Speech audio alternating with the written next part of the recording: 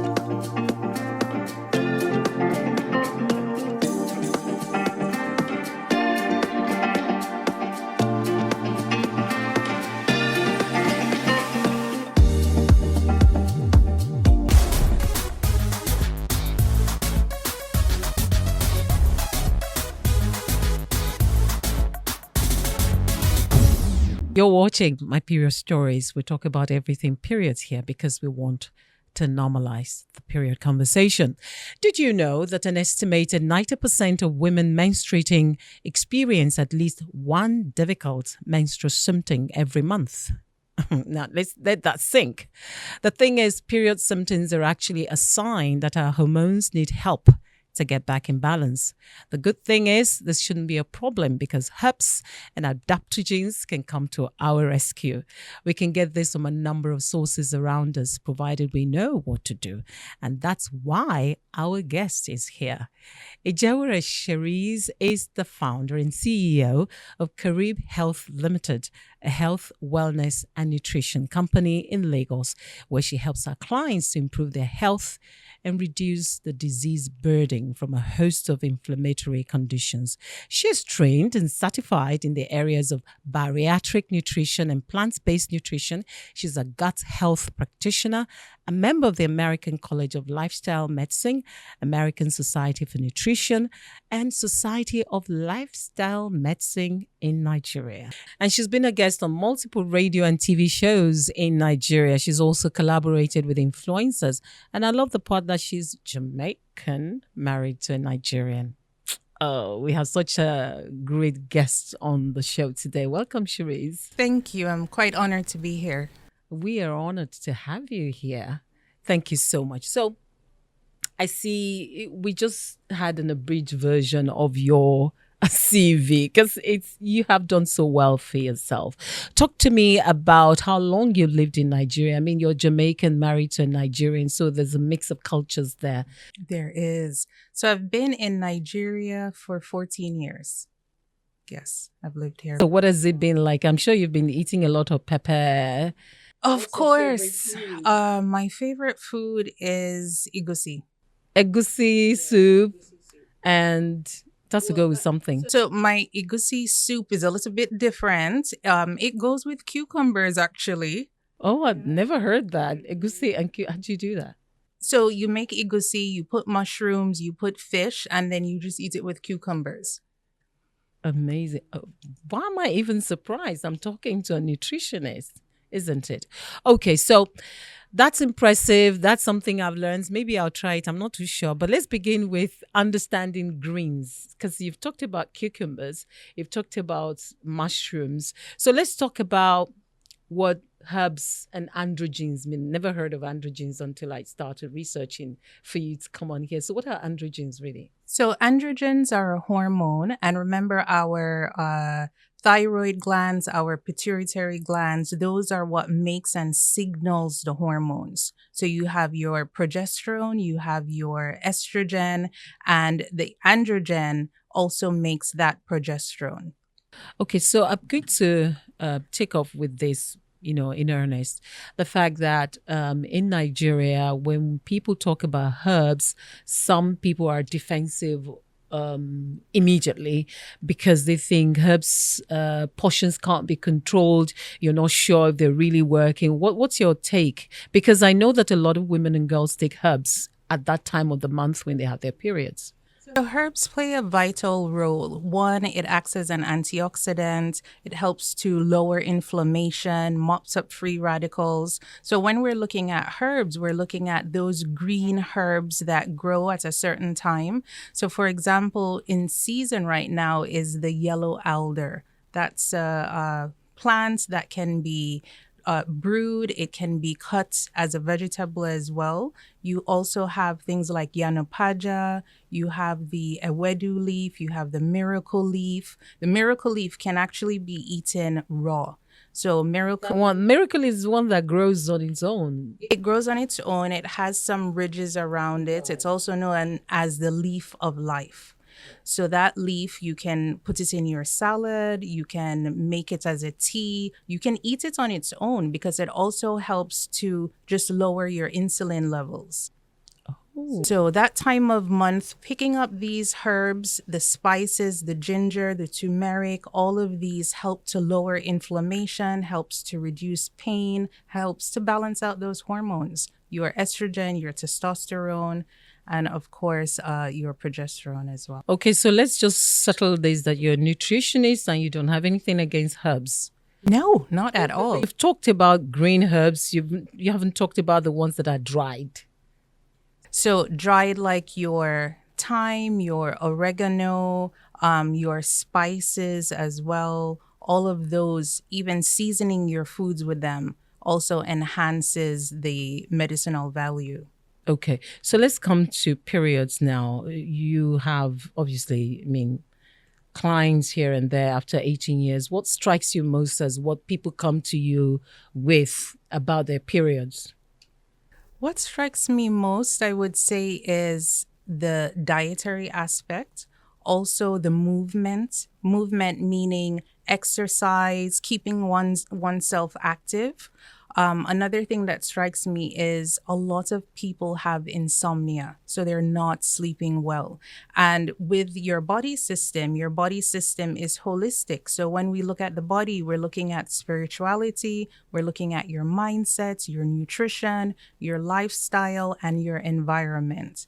And when it's as a holistic system, if these are not balanced, that's when deficiencies come up or imbalances come up. So if you're not sleeping well, of course, it will affect your hormones. If you are having emotional issues, you're having resentment, maybe it's about your parents, maybe it's about your spouse, maybe you've gone through a bereavement or you've lost your job or this hard economy. Anything that stresses the body also affects the adrenal glands, which will increase your cortisol levels, which will then cause an imbalance in the entire system.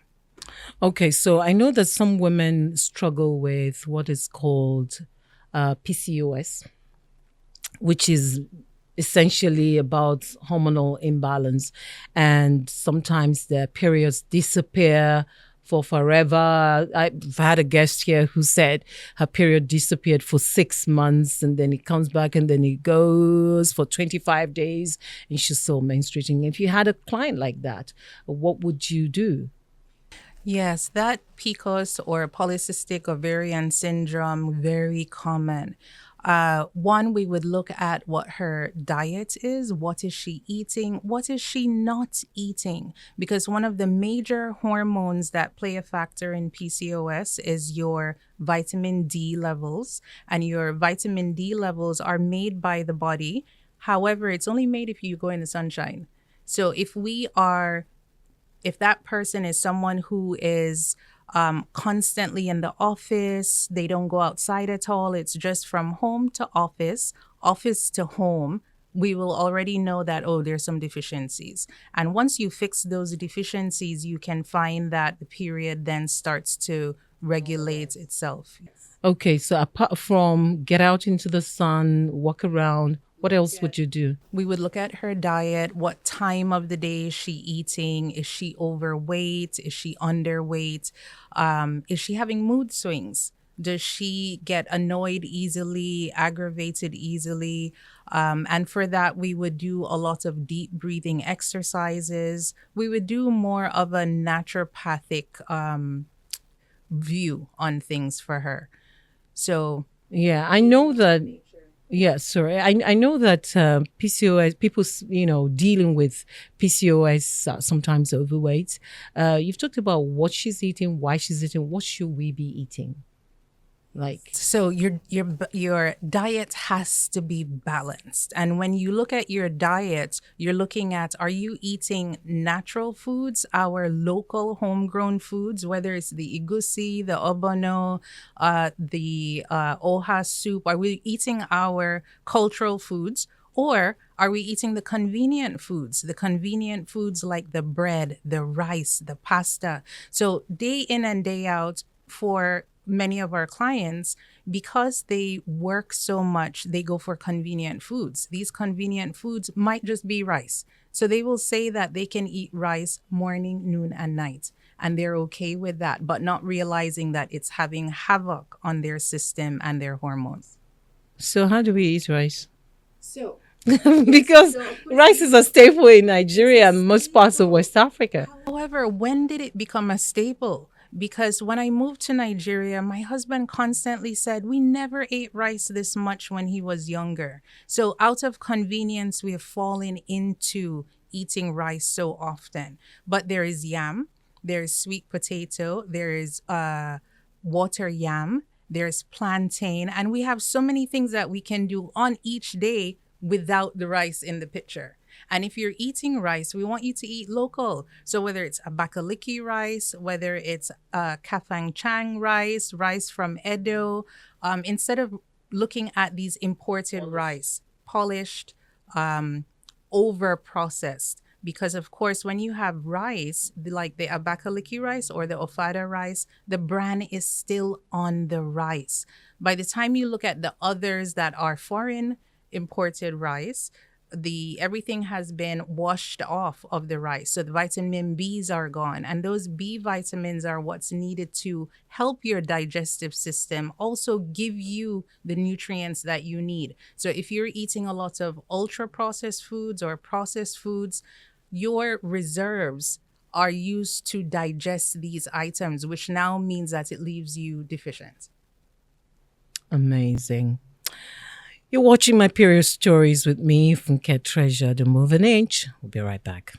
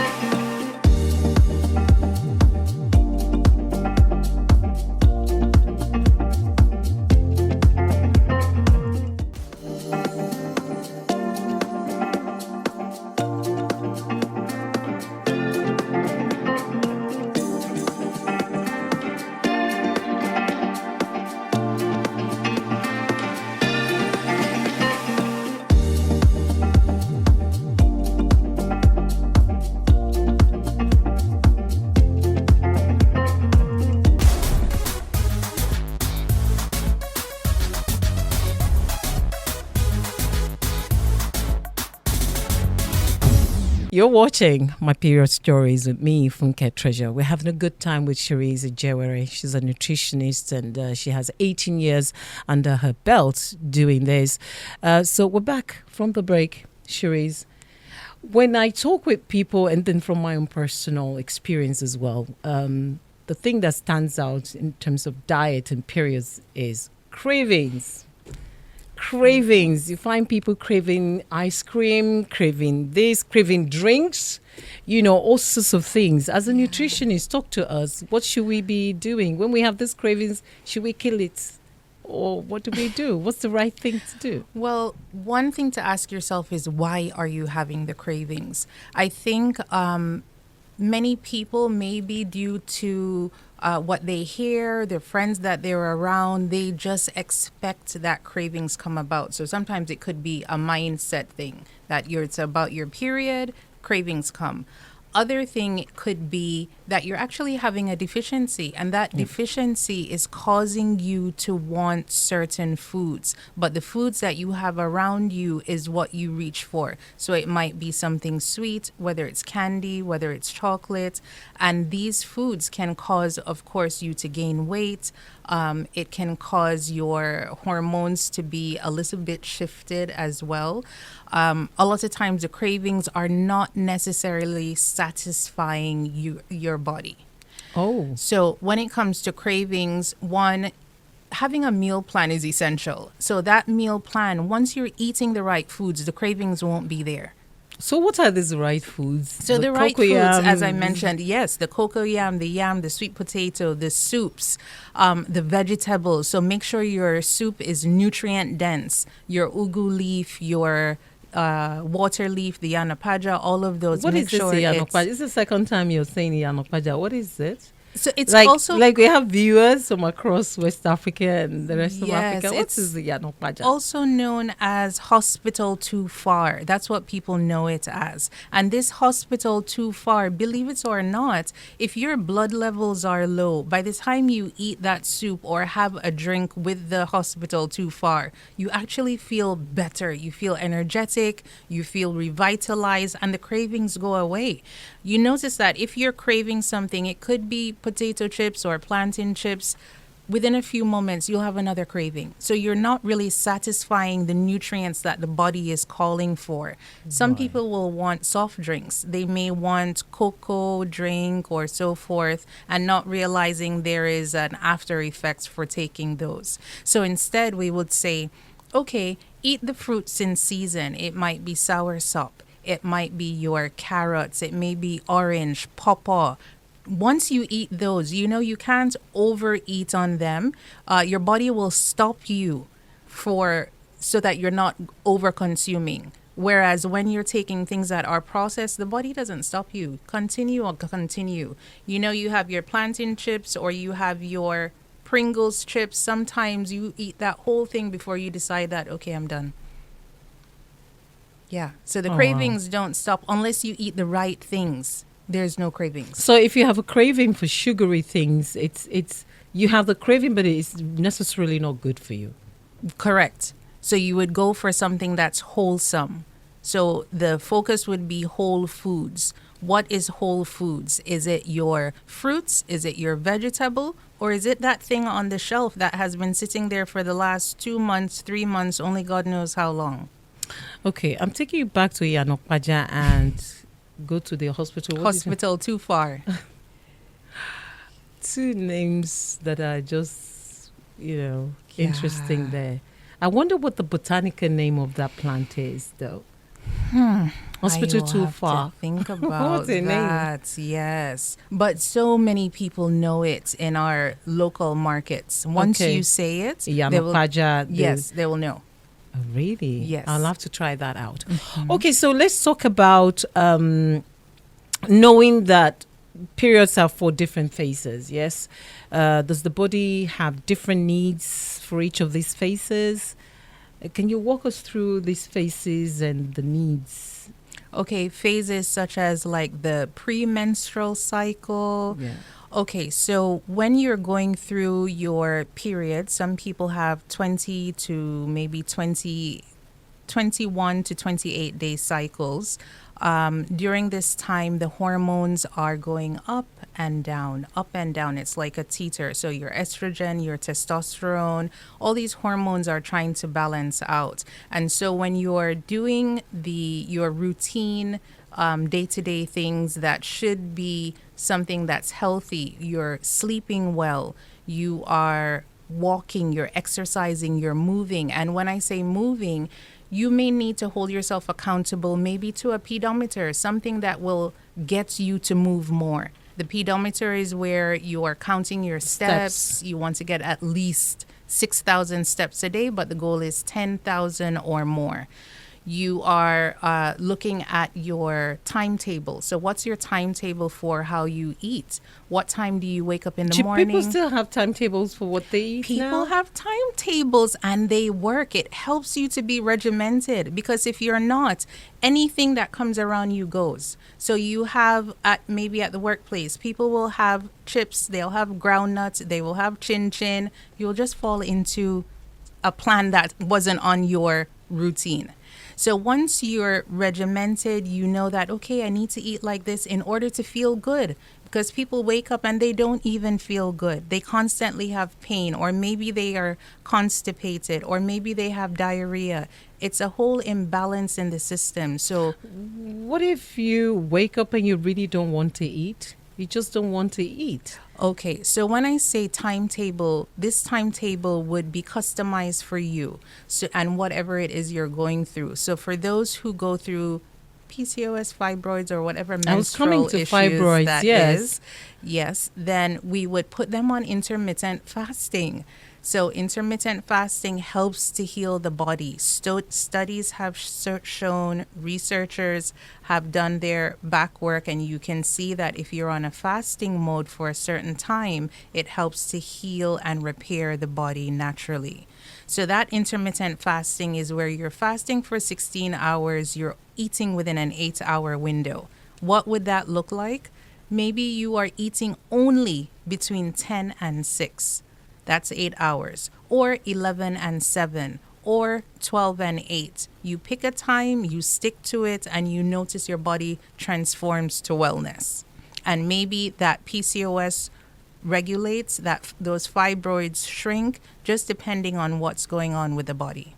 Right. Some of the things that women also deal with that I know that has been a scare for some women is the seasoning for our foods, and I'm told that that also affects periods as well. I know that white seasoners, Yes, we're told not to use seasonings. cube. So talk to us about that. I mean, it's not every time you have a nutritionist to talk with.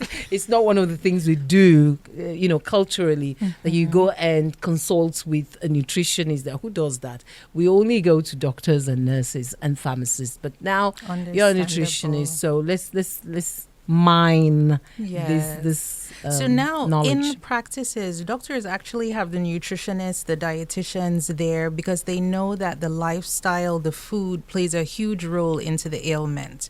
So when it comes to our seasoning, we are seasoning with cubes so much. We're forgetting about the cayenne pepper, the regular black pepper, the sea salt, the garlic, the ginger, the thyme, the onions that play a huge role in our gut health.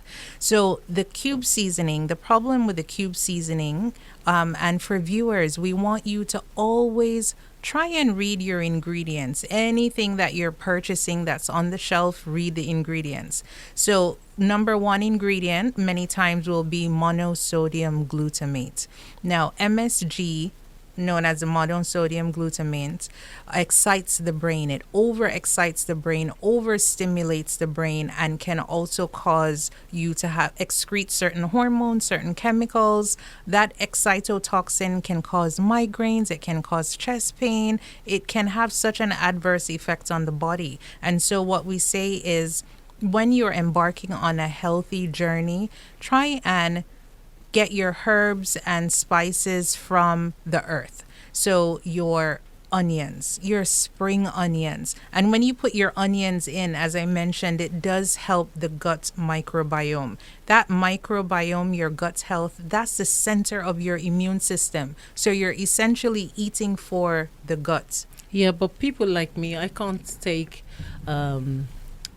raw onions Okay. because, I mean, the other time I had quite an episode eating raw onion. So what about people like that? And I You know that would some people react saute. also to garlic. Yes. So you can saute your onions. You can blend and make just a little puree. So you put a little bit of whatever it is in your food.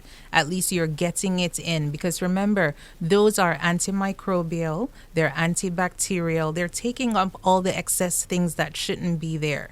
Thank you so very much for coming. Thank you for I hope having that you'll me. be able to come again. on the Absolutely. show. Thank you so much. I'm Funke Treasure, and this has been my Period Stories. Let's do this again next week.